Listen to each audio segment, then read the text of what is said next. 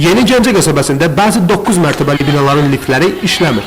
Bunların arasında 40B, 45B və uzun müddət işləməyən 56B sayılı binanın liftidir.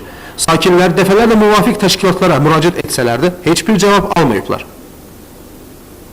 97-ci ildən bizim binanın lifti işləmir. Biz çıxıb düşə bilmirik, əziyyət çəkirik. Baxın, suyu doldururuq, biz onu qaldıra bilmirik. Düşəndə çıxa bilmirik. Bir qaranquş yuvasıdır da, çıxıb düşmək olmur. Nə qonaq gələ bilir, nə qonaq gedə bilir, beləcənə qalmışıq belə. Gülməli vəziyyətə düşmüşük da, deyirlər ki, özünüz düzəltdirmirsiniz ki, çıxıb düşən də olmasın sizə. Və belə şeylərdir. Kimə də deyirsən, deyir, bizlik deyil. Çox əziyyət olur. 7-ci mərtəbədir, çıxa bilmirəm, düşə bilmirəm, su çıxarda bilmirəm, zibil aparıb tökə bilmirəm. Çox əziyyət olur.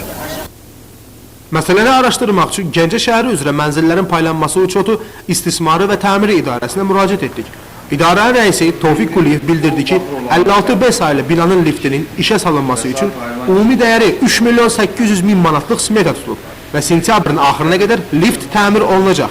40B, 45B binaların liftlərini təmir etmək üçün isə 4.500.000 manat vəsait tələb olunur. Bütçəmizdə pul olan kimi onları da təmir edəcəyik, ancaq nə vaxt deyə bilmərəm. Tofiq Quliyev belə dedi.